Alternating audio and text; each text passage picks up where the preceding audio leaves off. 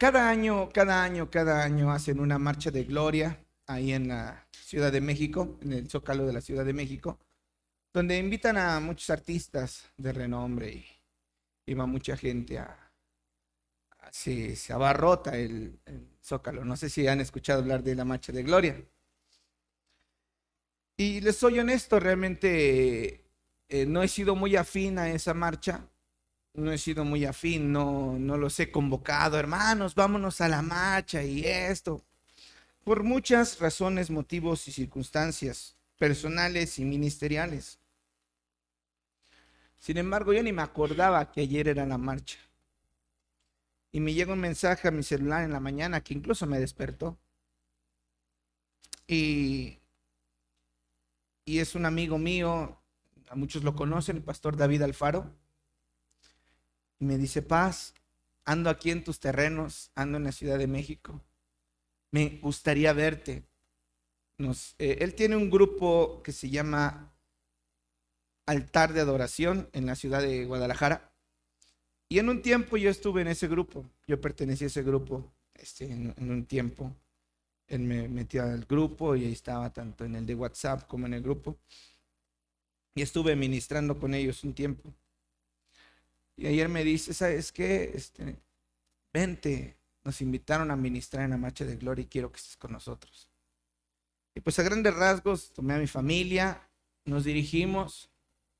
Y créame, hermano, que primero que nada el llegar a una atmósfera donde la gente está ahí para alabar a Dios ya es algo hermoso. Entonces usted ve jóvenes, ve una multitud de personas. Y me ve el pastor y me dice: hola, súbete. Y yo: no, me van a dejar subir. Pues sí, dice: súbete. Y digo: no, que te subas. Bueno, ya que me subo. Y hace muchos años, el organizador de esa marcha de gloria se llama Carlos Quiroa. Y yo fui con un amigo a un congreso previo a ese marcha de gloria. Estaba yo joven en el Señor todavía, estaba muy jovencito. Uf, ya tiene. Y estaba predicando un pastor y la verdad es que nos pusieron en la segunda fila y yo estaba que me moría de la risa de lo que decía ese pastor. Cualquier cosa que decía se me hacía chistosa y mi amigo y yo pero nos atascamos de la risa, nos agarramos el estómago. Estábamos disfrutando y gozándonos en la palabra. Y la verdad es que vi que él estaba enfrente y le llama a uno de sus servidores y le dice, no sé qué le dijo, nos señaló y bueno, pues nos sacaron, nos mandaron hasta atrás. Y ya me quedé con eso. Y el día de ayer, cuando me subo al tráiler, que era un tráiler donde íbamos a ir tocando, y otra vez llega Carlos Quiroga y me ve y se sube y me hace así. Yo dije: ya me va a bajar otra vez. Sí. No sabe ni quién soy, pero me va a bajar. Y no me dijo: hazte para allá nada más, porque está chiquito ahí. Y ya me hice y no me bajo. Pues tuvimos el privilegio de estar cantando, de estar ministrando ahí en la Marcha de Gloria.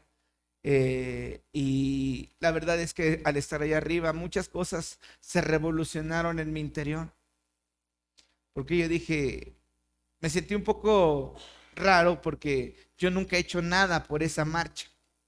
Nunca he llevado hermanos, nunca he dado flyers, nunca me he involucrado con pastores para organizar la marcha, nunca he hecho nada, jamás. Y me preguntaba: ¿por qué estoy aquí, Señor? ¿Por qué estoy aquí? O sea, yo ni ensayé, ni sabía qué canciones iban a cantar, ni nada de nada. Es más, ni micrófono me dieron. Nada más tenía un micrófono el pastor. Cuando menos siento me dice: te toca, y me da el micrófono. Y dije: pues vamos a alabar al Señor.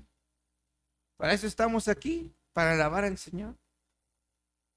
Y hermano, empezamos a alabar al Señor y créame que algo tan impactante que en medio de la Ciudad de México, con miles de almas reunidas, todos a una voz cantando y alabando el nombre del Señor, hermano, una presencia indescriptible, querido hermano. La gente tocada, la gente siendo bendecida, los veíamos cantando, gritando, danzando. Venía un joven, le digo a mi esposa que tienen un lazo para que no se peguen mucho al tráiler y vaya a pasar algo. Pues el joven venía jalando el lazo y venía brinque y brinque, dance y dance, con una alegría que, es más, que creo que él me estaba ministrando más a mí que de lo que yo estaba ministrando a la gente. La verdad es que fue una experiencia muy hermosa, muy maravillosa. Yo se lo digo a mi familia, le decía, la verdad es que esto no me hace más ni me hace menos. Sigo siendo la misma persona y a mí lo único que me importa realmente, más que estar en escenarios y cantar frente a miles o predicar frente a miles, lo único que me interesa es que las personas que están cerca de mí sean tocadas y bendecidas por Dios. Es lo único. Para mí es más importante esta reunión que la de ayer. Se los digo de corazón. Para mí ustedes son muy importantes. Muy, muy importantes. Porque créame, querido hermano, que Dios se glorifica de tantas maneras y no necesariamente en multitudes. Que si vienen las multitudes, pues que vengan, pero que los que estén presentes sean bendecidos. Amén. Ahí subimos unas fotos en el Facebook, ¿verdad? Ahí si las quiere ver, un video, ahí si lo quiere ver, Rafa Salazar, ¿verdad? Ahí me encuentra. Entonces, yo quiero decirles algo, es una bendición poder servir al Señor, hermano. Y por eso es que hoy quiero tocar este punto, este tema. Antes de empezar, quiero dar la bienvenida. Viene Jesús con nosotros, buena parte del Señor Jesús. Viene un amigo que se llama Jesús. Bienvenido, Jesús, invitado de Eunice, bienvenido. Qué gusto que estés con nosotros. Esperemos que te sientas en casa. Bienvenido, bienvenido. Y bueno, pues vamos a dar inicio. Para esto quiero que usted me acompañe en Levítico. Ahorita le digo el pasaje.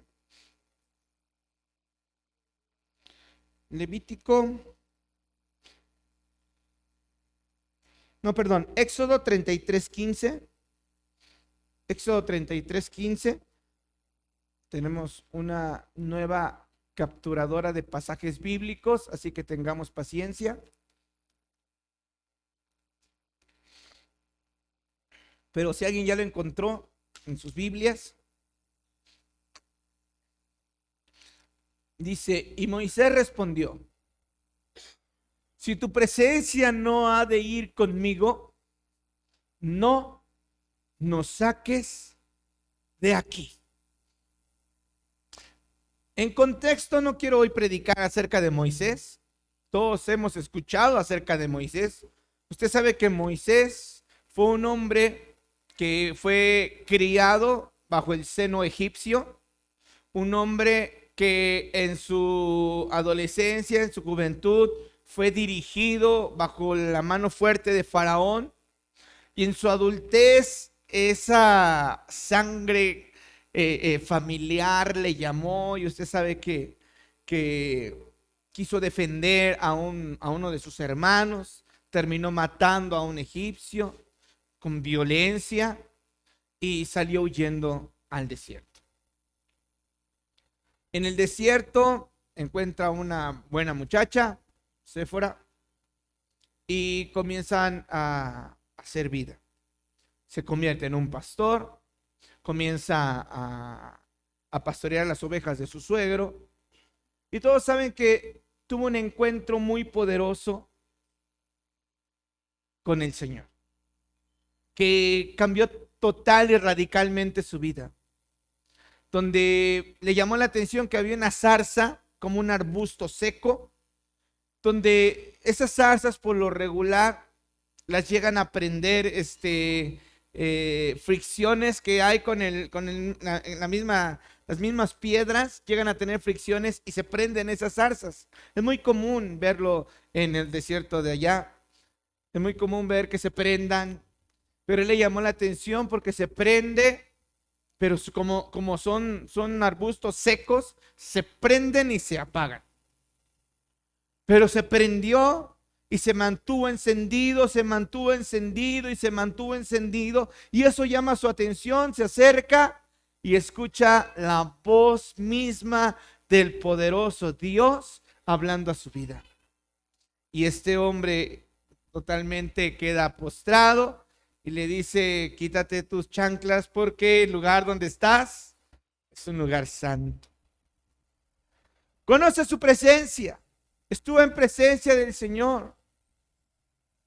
Por ahí se presume que es el único ser humano que en su bajeza de humanidad pudo ver la espalda del Dios Todopoderoso.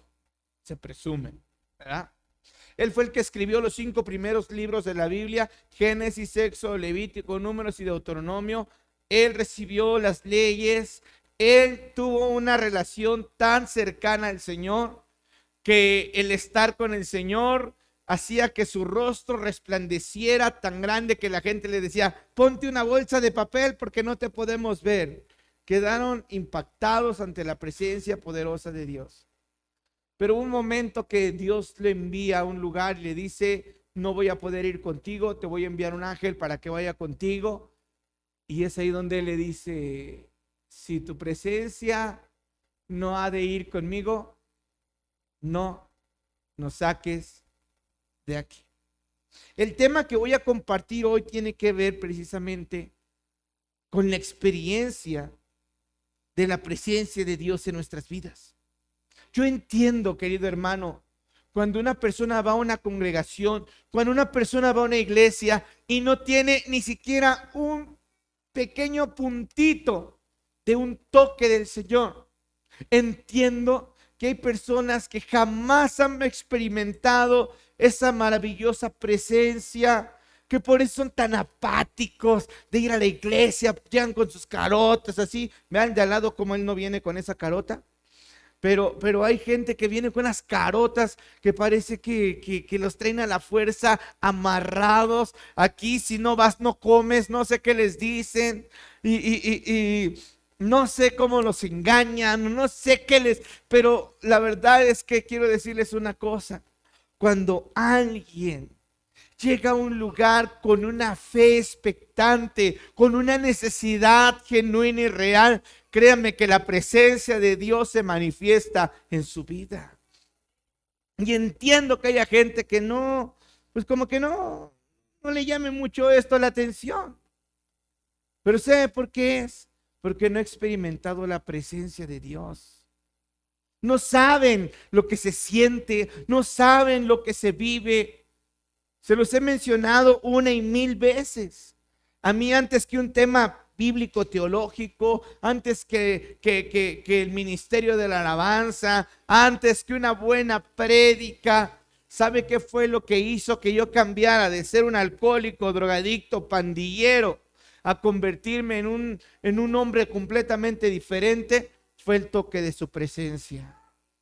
Fue haber sentido la presencia de Dios en mi vida, querido hermano, estando rodeado de tantas personas que estaban cantando al Señor. Me empecé a sentir tan incómodo, tan raro, tan mal, que lo único que hice es sentir una densidad de mi ser y caer rendido con mi cabello largo. Traía mi cabello largo, mis pantalones cholos, traía mis 2 arracadas, bueno, no me acuerdo cuántas me llevé ese día, y lo único que me acuerdo es haber dicho: no te conozco, pero te necesito, te amo. Fue lo único que dije. Me acuerdo de mi hermano Temo, que me platicaba una experiencia similar, que él llegó a donde estaban adorando al Señor y lo único que hizo fue ponerse a llorar y llorar y llorar y llorar sin parar. Porque, querido hermano, la experiencia con la presencia de Dios no lo cambia nada, hermano. No lo cambiaríamos por nada, perdón. La experiencia con la presencia de Dios es lo más maravilloso que un ser humano puede llegar a vivir. ¿Estamos aquí? Si tú no has tenido un encuentro con la presencia de Dios, entiendo por qué te traen a la fuerza, entiendo por qué vienes con cara de... Entiendo tantas cosas. Y no te podemos obligar a que estés contento, no te podemos obligar a cantar, no te podemos obligar a que leas la Biblia. No, querido hermano, porque hasta que viene esa presencia hermosa y maravillosa, cambia todas nuestras vidas. Y tenemos un grande privilegio, que hoy la presencia de Dios es multitudinaria y es completamente personal. Y la tenemos bien fácil y bien sencillo, querido hermano. Bien sencillo. Créame lo que le estoy diciendo. Es muy sencillo hoy poder sentir, poder percibir. Lo único que se necesita es fe y humildad. La Biblia nos dice en Hebreos capítulo 11, versículo 6, pero sin fe es imposible agradar a Dios, porque es necesario que el que se acerca a Dios crea que le hay y que Él es galardonador de los que le buscan. Si usted no cree que Él le hay, que Él existe, pues por eso no siente ni cosquillas en la panza. Estamos aquí. Usted cree más en usted, cree más en su fuerza, cree más en su juventud, cree más en su inteligencia que en la dependencia completa de un Dios vivo y real. Por eso usted no siente ni cosquillas en los pies. Estamos aquí. Mire, nosotros podemos hablar, yo tengo la gracia de conocer teológicamente muchas cosas y puedo venir a hacerle disertaciones profundas y usted puede quedar a lo mejor anonadado con las experiencias bíblicas, pero ¿sabe qué es más eficaz y más poderoso para este momento y para este tiempo? Que usted sea tocado por la presencia de Dios, porque eso cambia todo, querido hermano. Y la tenemos sencilla. Porque en la época antes de Jesucristo, e incluso durante la vida de Jesús en esta tierra, los creyentes buscaban practicar la presencia de Dios, pero no es como ahora. Hay unos puntos que hoy quiero hablar con usted a continuación y quiero enseñarles cómo antes era más complicado que ahora. Y estuve estudiando un poquito. Mire, vamos a Romanos 5:12, por favor, al 15. Romanos 5:12 al 15.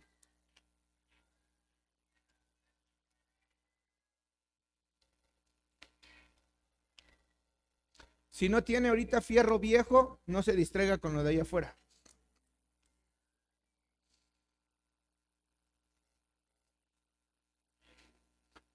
¿Estamos? Ya está. Se nos apagó el asunto.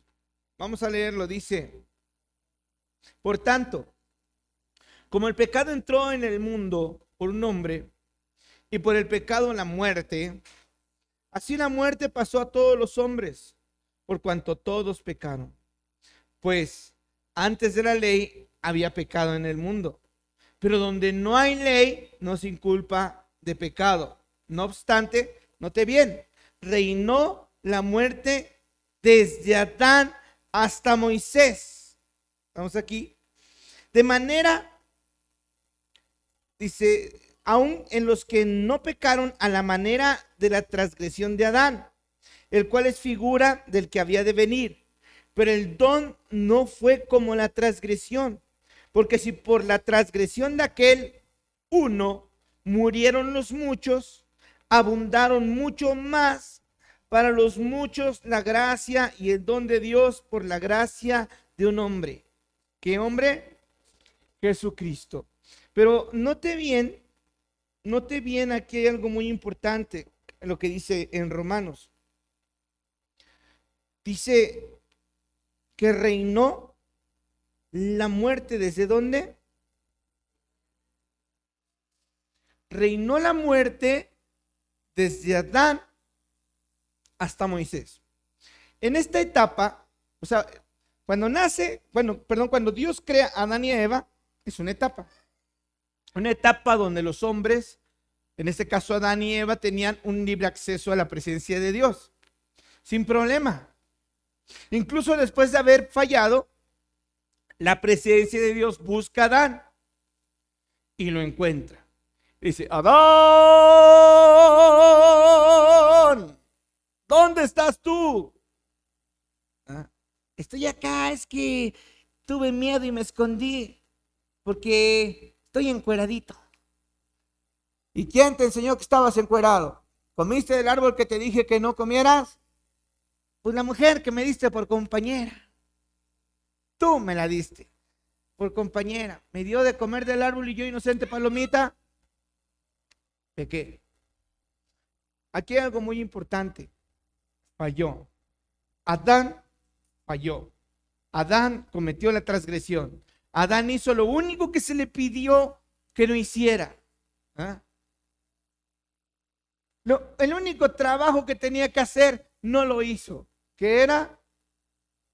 ¿Qué era? No comer de la... Cómete todo el huerto si quieres, le dijo. Atáscate con las papayas y los melones y los plátanos.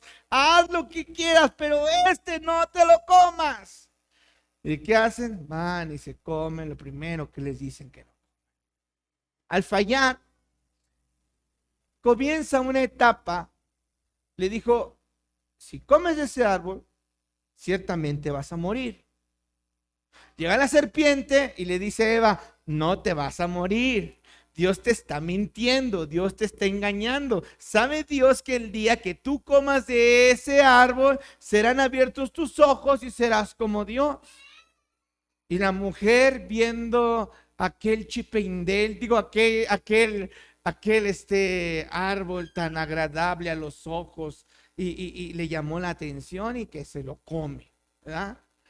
Y dice que la Biblia que Adán comió de la misma manera que Eva, o sea, también tuvo la responsabilidad y lo hizo, falló y lo hizo. Entonces me llama la atención porque dice que reinó la muerte, fíjese bien, desde Adán hasta Moisés reinó la muerte. ¿Qué quiere decir esto de que reinó la muerte?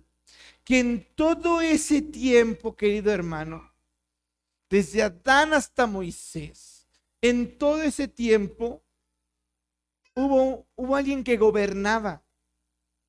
Cuando la muerte está reinando en una familia, en un hogar, en el planeta, hay carencia de la presencia de Dios. ¿Sí me escucharon?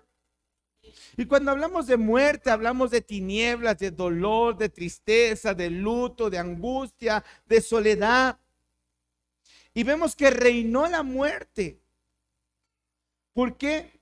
Porque no había expiación o perdón de pecados. No había manera de poder cualquier persona entrar en la presencia de Dios.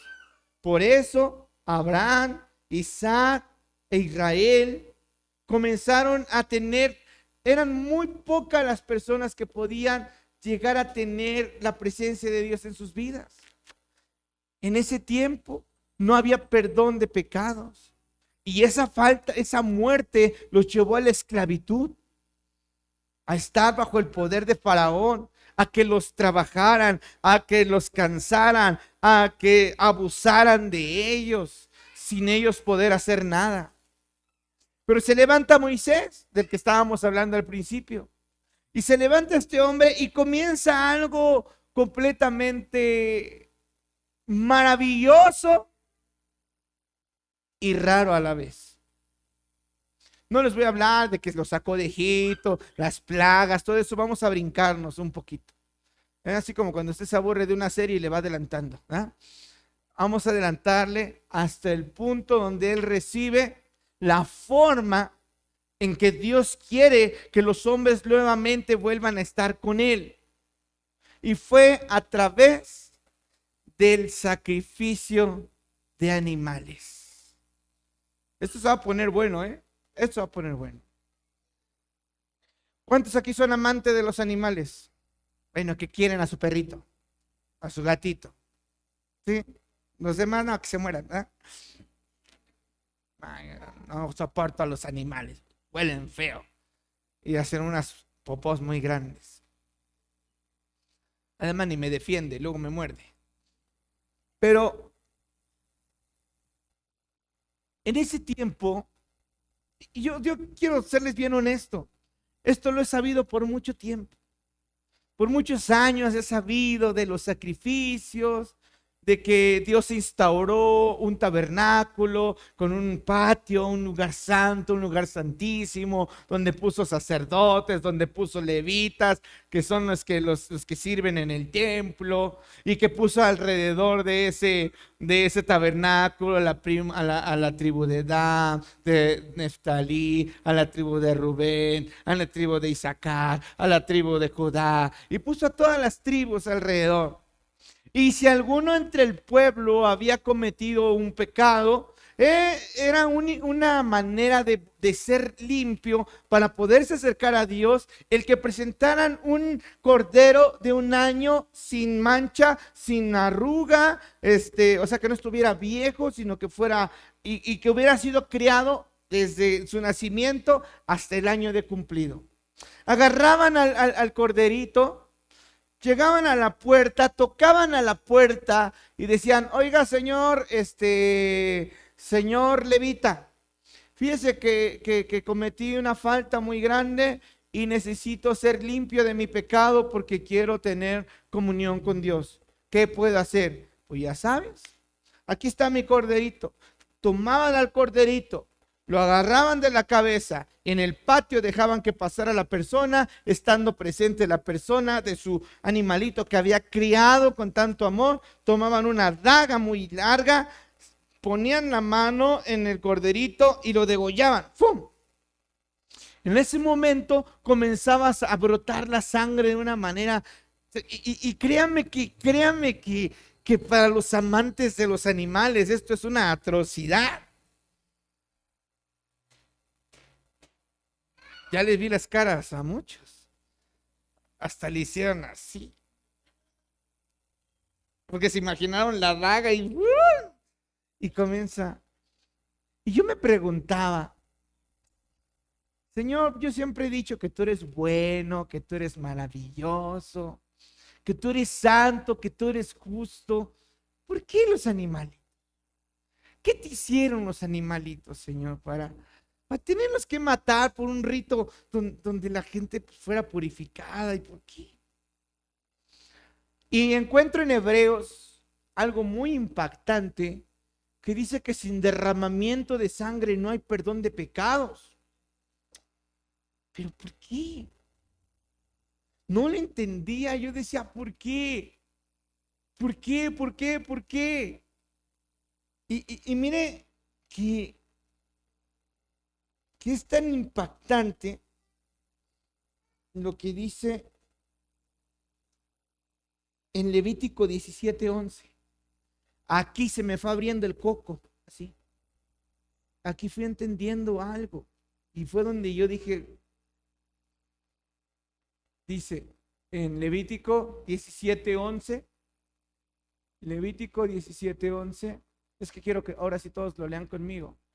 Porque la vida de la carne en la sangre está, y yo os la he dado para hacer expiación sobre el altar por vuestras almas, y la misma sangre hará expiación por la persona. Pregunto yo: ¿qué hay en la sangre? La vida. ¿Qué es la vida para usted? ¿Qué pasaría si en este momento me drenan toda la sangre que yo tengo aquí? ¿Qué se me va con esa sangre? Mi movilidad, mis emociones, mi existencia se acabaría en un solo instante, en un solo momento, de que salga toda la sangre.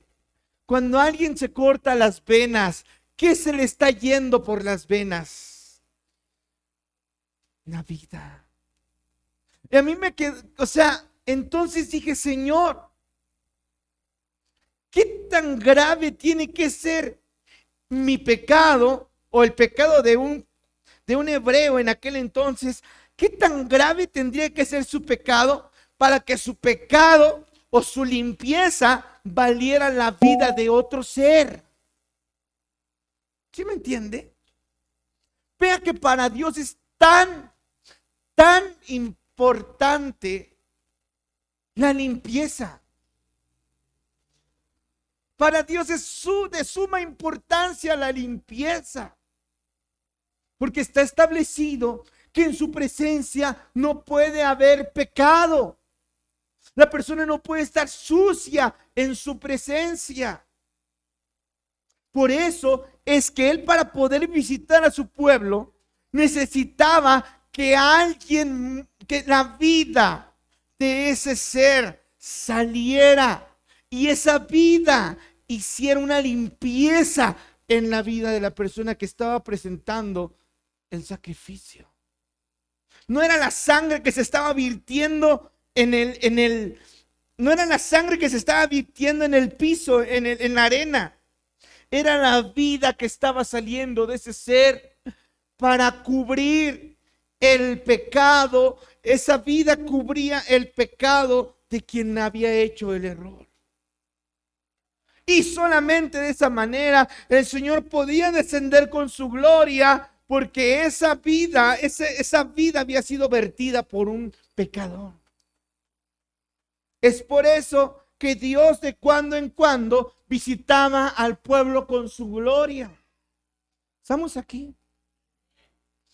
Entonces, ahora vemos que como el pecado entró por uno, ahora ya sé por dónde, ya entiende por dónde voy. El que otro ser muriera era el precio que se tenía que pagar para poder disfrutar, aunque sea por un instante, por un momento, la gloria, la presencia de Dios. Y lo hacían. Lo hacían. Sabían que derramar sangre inocente era lo único que podía hacer que sus vidas fueran perdonadas, fueran limpiadas, y de esa manera poder sentir o percibir o mirar la nube de gloria descendiendo sobre el tabernáculo, bendiciendo a todos los que estaban en ese lugar. Era costoso, claro. Con el paso del tiempo, los hombres cambian las realidades y poderosas verdades de Dios por religión. Y comenzaron a vivirlo como una religión. Al rato ya no llevaban un corderito, al rato llevaban una vaca, al rato llevaban un buey, al rato llevaban tantas cosas. Y incluso ya en los tiempos de Jesús, hasta ya las vendían ahí en la puerta, ahí en el templo, ¿verdad? Vacas, bueyes, corderos para los sacrificios, vara, ¿verdad? Por eso se enojó tanto Jesús y dijo: ¿cómo es posible que han cambiado la gloria de Dios por su religión? Este pueblo es un hipócrita, dice, por sus labios me honran, pero su corazón está lejos de mí. Por eso se enojó tanto Jesús, no porque vendieran, sino porque él sí entendía que para haber perdón tenía que derramar sangre inocente. Estamos aquí para ser tocados, para ser previstos por Dios. Ahora, todos saben, Hebreos 2, del 9 a 15.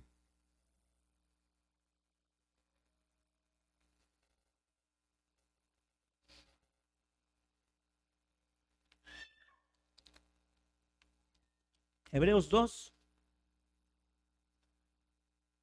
Pero vemos a aquel que fue hecho un poco menor que los ángeles, a Jesús, coronado de gloria y de honra, a causa del padecimiento de la muerte, para que por la gracia de Dios gustase la muerte por todos. porque convenía a aquel por cuya causa son todas las cosas y por quien todas las cosas subsisten, que habiendo de llevar muchos hijos a la gloria, perfeccionase por aflicciones al autor de la salvación de ellos.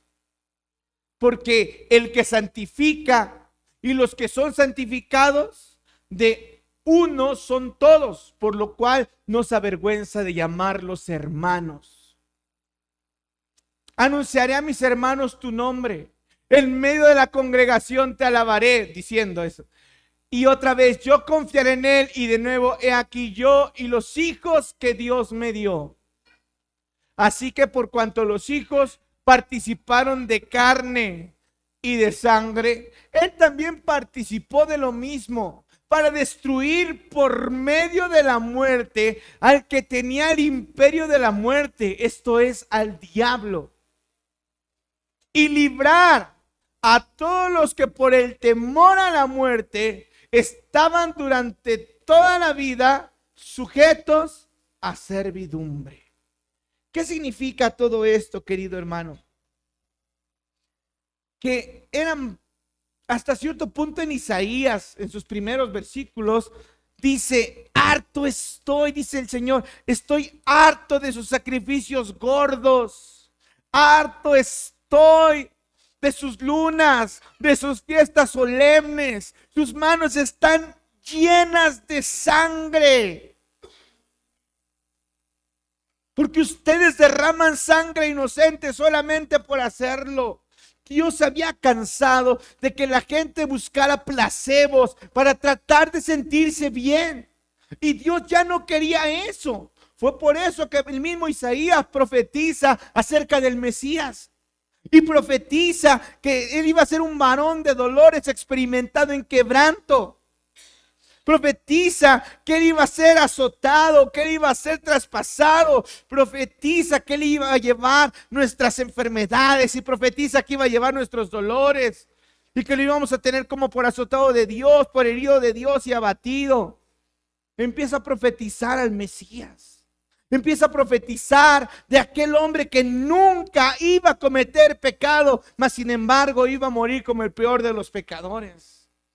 Porque quiero decirles algo, el sacrificio de sangre no era tan eficaz, porque solamente era eficaz por un momento y para una persona.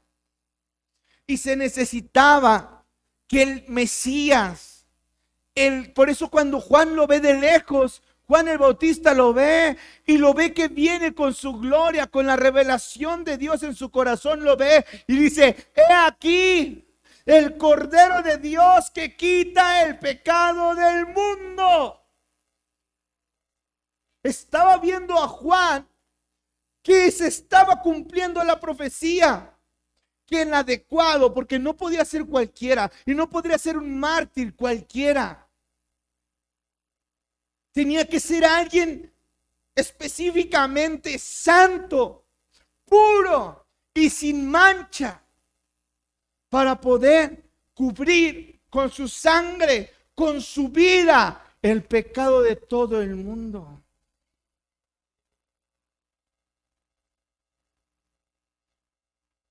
Querido hermano, hablamos muy ligeramente de la sangre de Jesús.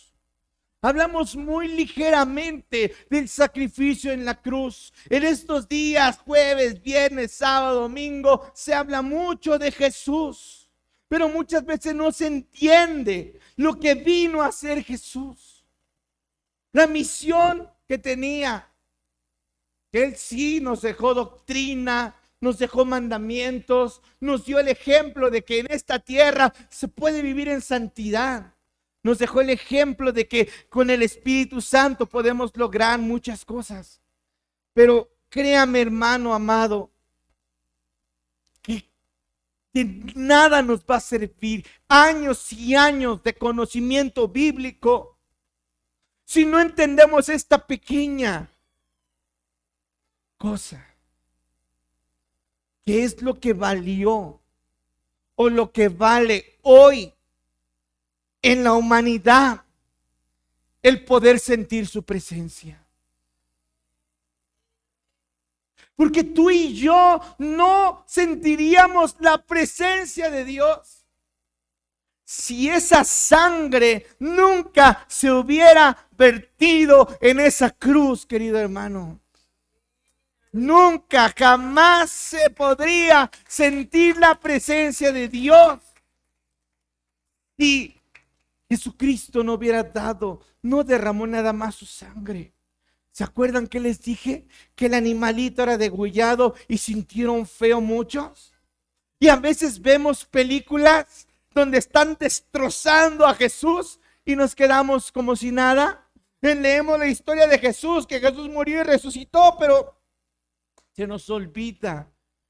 O sea, ¿por qué sentimos más la muerte de un animalito que al Hijo del Dios Altísimo, al Creador del cielo y de la tierra? Juan lo menciona, dice: en el principio era el Verbo, y el Verbo era con Dios, y el Verbo estaba con Dios, y este Verbo era Dios. Él era la luz de los hombres, y los hombres a los suyos vino, y los suyos no le recibieron. ¿Estamos aquí? Todo lo que hay por Él fue hecho, dice. Y sin Él nada de lo que está hubiera sido hecho. Él es el creador de la vida, el hacedor de todas las cosas, el poderoso Dios. En Efesios nos dice que Él, estando sentado a la diestra del Padre lleno de gloria, no se aferró a ser a Dios como algo que aferrarse, sino que se despojó de esa gloria y se humilló para venir a esta tierra, para venir a esta vida y enseñarnos principios de amor y poder, a enseñarnos y hablarnos del reino. Pero no venía solamente a enseñarnos cosas nuevas, cosas grandes y ocultas. Él vino con una misión: en convertirse en ese sacrificio que tenía que ser vertido y derramado. Jesús sabía lo que le iba a doler. Jesús sabía lo que iba a pasar. Jesús les dijo a sus discípulos: ustedes me van a abandonar. Jesús les dijo cuando estaba en el Getsemaní: Señor, pase de mí esta copa, pero no sea mi voluntad sino la tuya. Hágase tu voluntad y no la mía. Jesús sabía lo que iba a pasar, porque Él es el eterno. Él es, el que era y el que ha de venir. Él sabía lo que iba a ocurrir. Él sabía lo que iba a pasar. Pero dice la Biblia en Hebreos que, puesto el gozo delante de Él, fue a la cruz a morir por nosotros. Sabía que le iba a doler. Sabía que iban a traspasar sus manos, que iban a orar. Había leído, conocía todas las profecías. Había leído el Salmo 22, donde menciona que fuertes toros de Basán lo iban a rodear, como cuadrilla de perros lo querían destruir. Había leído cómo su corazón se iba a derramar como cera dentro de él, y cómo lo iban a triturar, con todos sus huesos iban a quedar triturados. Él lo sabía. Y sabía que no iba a ser algo sencillo. Pero Él sabía, querido hermano, que iba a valer la pena. Porque al estarse leyendo la vida, al estarse leyendo la sangre, se le estaba yendo la vida. Pero la vida, hermano, estaba siendo vertida en esta tierra. Esa sangre estaba tocando el planeta. Esa sangre limpia. Esa sangre poderosa, santa, pura y sin mancha, estaba goteando de todo su ser. Cuando comenzaron a azotarlo, cuando comenzaron a lastimarlo, cuando comenzaron a horadarlo, cada sangre que él iba derramando sobre la tierra se estaba quedando en este planeta. Y en cada gota de esa sangre se estaba virtiendo la vida del Hijo de Dios. Estaba cubriendo, esa sangre física se estaba convirtiendo en una capa, en una gloria que estaba cubriendo al mundo entero. Por eso cuando Jesús dice: en tus manos, dice Eli, Eli, lama sabactani, que traducido es: Dios mío, ¿por qué me has desamparado? Esa era la copa que Jesús no quería tomar. El tener que decirle a su Padre, Dios. Y se lo tuvo que decir, porque él cargó con el pecado de la humanidad. Lo mismo que pasaba cuando moría el corderito y estaba la persona presente, donde la vida del corderito se vertía sobre el pecador y el pecador le transmitía el pecado. Creo que eso me faltó decirles, que el pecado se le transmitía al cuerpo inerte del cordero. Lo mismo pasó con Jesús. Su cuerpo inerte quedó plagado de nuestro pecado. Pero su sangre quedó en este planeta, cubriendo este planeta, para que hoy nosotros, por la fe en Jesucristo, podamos experimentar la gloriosa presencia de Dios en nuestras vidas, querido hermano. Dios no nos visitaría en este planeta si no se hubiera vertido la sangre de Jesucristo. No tendríamos la presencia de Dios en nuestras vidas si el bendito Jesús Salvador no hubiera dado su vida por nosotros. Amén. De nada vale, querido hermano, vivir una vida sin Jesús. Por eso lo dice ahí en Juan 3:16, porque de tal manera amó Dios al mundo que dio a su Hijo unigénito para que todo aquel que en él crea no se pierda, mas tenga vida eterna. ¿Qué vida estaba derramando Jesús en este planeta? La vida eterna para todos los que creemos en él.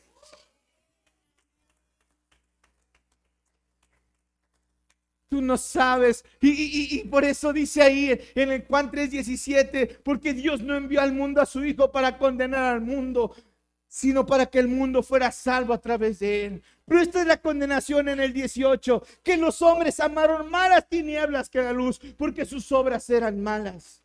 ¿Sabe qué, querido hermano? Yo le voy a decir algo. Dice, esta es la condenación. Esta es la condenación. Esto es lo que está arrastrando a miles de personas al infierno. ¿Y sabe cuál es? Que no creen en el poderoso hecho de que Jesucristo vino a salvar a todo el mundo. O sea, que menosprecian esa sangre. Lo ven en películas, lo ven en historias, en el catecismo, lo ven en una iglesia católica ahí, con tantita sangrita aquí, tantita sangrita allá, pero ni así pueden ver la magnitud de ese sacrificio. Y aún así, teniendo los ojos puestos en un pedazo de yeso sangrado, ni aún así pueden ver lo importante que es honrar en esta vida al que dio su vida por nosotros, querido hermano.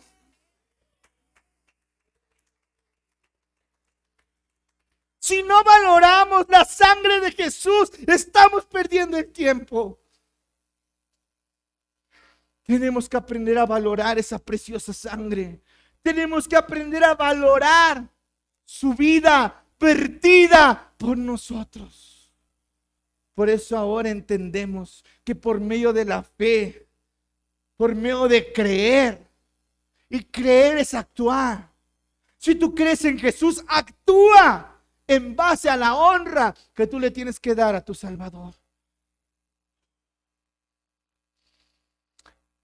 Les mencioné hace muchos años y antes de que existiera el COVID, una historia donde yo les decía, vamos a pensar, voy a tener que usar a mi tocallito, que Melanie y Fer engendran a mi tocallito.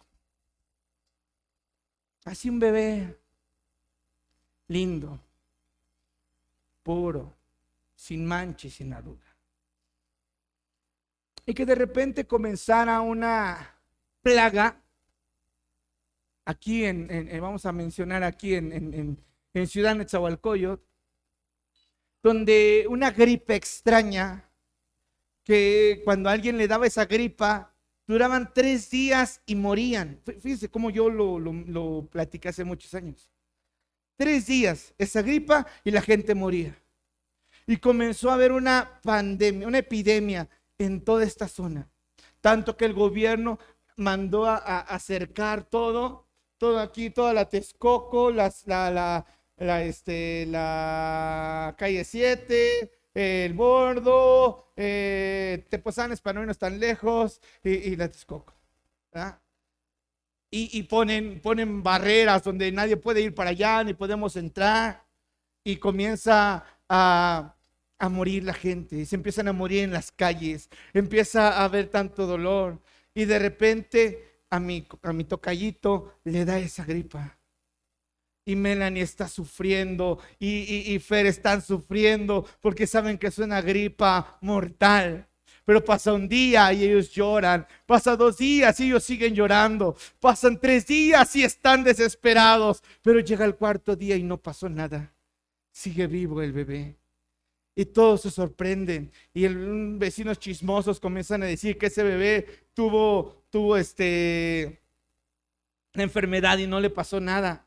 Y llegan los de aquí del centro de salud por ella y le dicen: mira, Fernando, déjanos checar, que a lo mejor tu niño es inmune, a lo mejor nos puede ayudar a hacer una vacuna y salvarnos a todos. Y comienza a Fer y dice: bueno, pues vamos, yo también quiero que también mi familia está muriendo, también vamos. Y llevan al niño y lo presentan ante los científicos, ¿verdad? Y comienzan a investigarlo y descubren que en su sangre está la cura de la enfermedad. Y muy contentos llegan y le dicen: Fer, Melanie, el niño es inmune y su sangre nos puede salvar a todos. Y ellos se ponen contentos porque vamos a detener la mortandad que hay. Y de repente Fer se queda por un momento en silencio y pregunta al científico: ¿qué necesita? Y el científico le dice: necesito su sangre. Y Fer le dice: ¿cuánta? Y él le dice: toda la sangre. Fer y Melanie lloran, agarran a su bebé y se lo llevan y dicen: ¿cómo es posible que nosotros entreguemos a nuestro bebé? No, no es justo. Y uno de ellos comienza a decirle: ¿sabes qué? Vamos a cuidarlo, pero también va a morir tu familia, también va a morir mi familia, van a morir nuestros vecinos, van a morir todos nuestros conocidos, van a morir muchísimas personas, y él es la única personita que podría salvarlos a todos.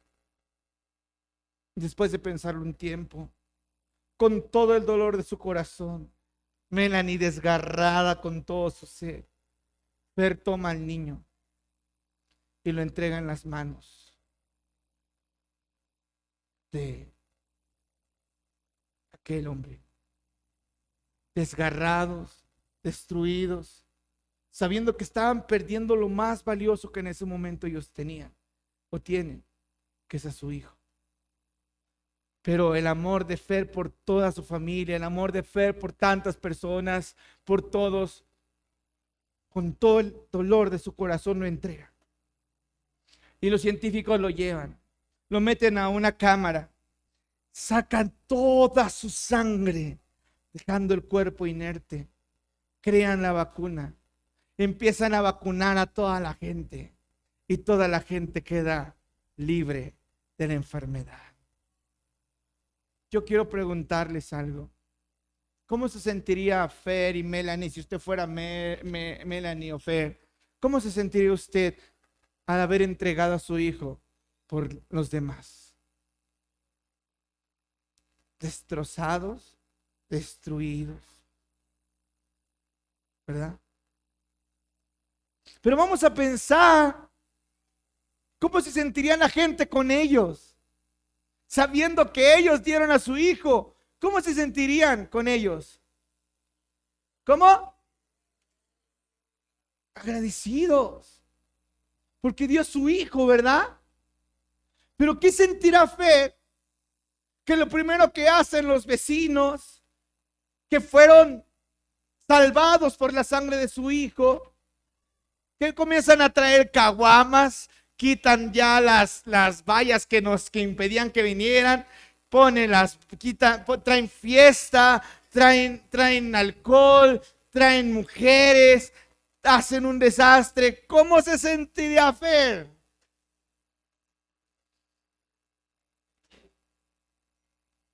Ver que no vale la pena, que no valió la pena. Por eso dice la Escritura que esta es la condenación, que los hombres amaron más las tinieblas que la luz. Porque en Él cree, no es condenado. Pero el que no cree en Él ya ha sido condenado porque no ha creído en el Hijo unigénito de Dios. ¿Sí entiende? La ira de Dios, el enojo de Dios, la destrucción venidera que me profetizan las Escrituras, no es porque la gente baile, no es porque la gente cante, no es porque la gente tome, es porque no están valorando la vida derramada de Jesús en el Calvario por toda la humanidad.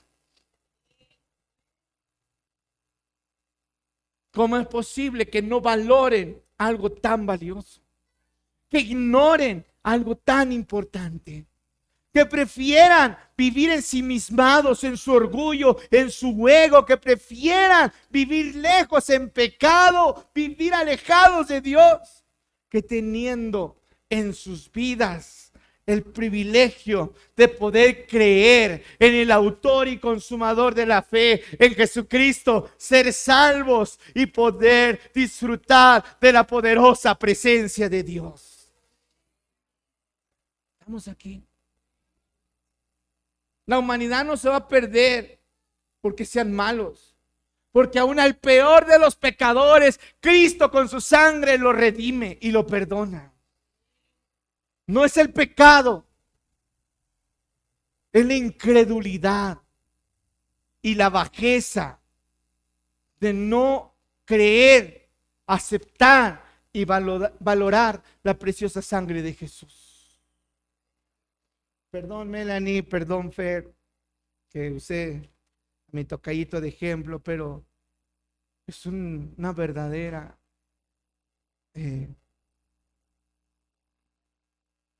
un verdadero ejemplo de lo que se vivió en la cruz del Calvario.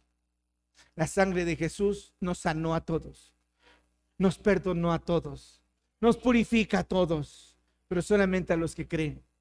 Porque por otro lado, estás en tu derecho de no creer.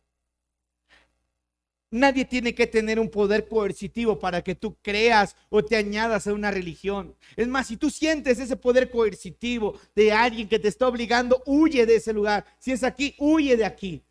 Si sientes que alguien te está obligando, si sientes que alguien está tratando de convencerte, yo no estoy tratando de convencerte. Yo te estoy hablando de lo que Jesucristo hizo por nosotros. Si tú quieres voluntariamente tomarlo, hacerlo parte de tu vida y disfrutar los beneficios de tener esa sangre o esa vida hoy en tu vida, estás en todo tu derecho de disfrutarlo o de no. Si tú prefieres seguir como estás, sin conocer las verdades bíblicas, si prefieres, querido hermano, eres libre. Eres libre de apartarte, de nunca más volver a este lugar, de nunca más hacer nada por la obra del Señor. Eres libre. Pero los que hemos creído, los que hemos entregado, no nada más hemos creído, hemos entregado nuestra vida a ese ser tan maravilloso que no nada más se vertió su sangre. Dice la Escritura que, ¿sabe por qué tenía que pasar eso? Porque Jesucristo al vertirse quedó muerto, quedó inerte, su cuerpo quedó sin una sola gota de sangre, fue llevado al sepulcro, fue custodiado. Y al tercer día, conforme a la profecía, dice la Escritura que en esos 3 días, la Escritura nos muestra que Jesucristo fue a las partes más profundas de la tierra. Satanás creyó que había vencido al Señor de gloria. Creyó que al haberlo matado, él había obtenido nuevamente el poder sobre la humanidad. Porque al verlo 3 días ahí enfrente de él, derrotado, viéndolo, porque ni siquiera ahí lo pudo tocar, viéndolo de lejos, diciéndole no que eras el Hijo de Dios, dice la Escritura que el mismo Espíritu Santo fue enviado del Padre hasta las partes más profundas para tomar a Jesús y resucitarlo y vencer a la muerte y al que tenía el imperio de la muerte, esto es al diablo. Por eso leíamos que por cuanto los hijos participaron de carne y sangre, él participó de lo mismo para destruir por medio de la muerte al que tenía el imperio de la muerte. Esto es al diablo. Lo humilló y al resucitar, él resucita con un poder impresionante que destruye todos los cielos y llega a la presencia de su Padre lleno de gloria y de poder, creando un camino nuevo y vivo para que todos los que creemos en Jesús podamos por ese camino llegar a la presencia de nuestro Padre. Amén. Hoy usted tiene por fe, y no una fe religiosa, un asentimiento mental barato. Porque le digo, de nada sirve que usted diga tener fe y no estar dispuesto a darle su vida al Señor. Y no hablo de que sea un mártir para el Señor y que no. ¿Sabe que hoy es nuestra vida? ¿Sabe que la vida es, o el tiempo? Dicen por ahí que el tiempo es oro, pero en realidad el tiempo es vida. Si tú le das tanto tiempo a cierta cosa, tú le estás dando tu vida a esa cosa. ¿Sí me entiende? Si usted le da 8, 10 horas a su trabajo, es vida que está dejando en su trabajo. O sea, es vida que ya no va a regresar. Días que se están yendo, que ya no van a volver. Pero si usted está dispuesto a darle su vida al Señor, cuando es el tiempo del Señor, es venir y darle todo al Señor. Usted lo que está haciendo esta mañana, lejos de venir a aburrirse a la iglesia, usted le está dando vida al Señor. Y de usted depende si esto es un tiempo perdido o un tiempo recuperado. Porque yo le aseguro que allá afuera usted pierde el tiempo de muchas maneras. Pero cuando usted viene a escuchar la palabra de Dios, usted está redimiendo ese tiempo, usted está recuperando ese tiempo. Porque la vida de Jesús está en este lugar, no en el cuadro, sino entre nosotros. La vida de Jesús ha sido vertida para que hoy nosotros podamos disfrutar de la presencia de Dios. Por eso yo le digo, y con esto termino, de nada sirve obtener bienes personales, tener una hermosa familia, tener un buen negocio, lograr tus sueños y tus objetivos, si la presencia de Dios no está contigo. Pero si la presencia de Dios está contigo, todo lo vas a disfrutar al máximo. Porque lo vas a disfrutar sin condenación en tu mente. Y vas a saber que tengas poco o tengas mucho, el Señor está contigo.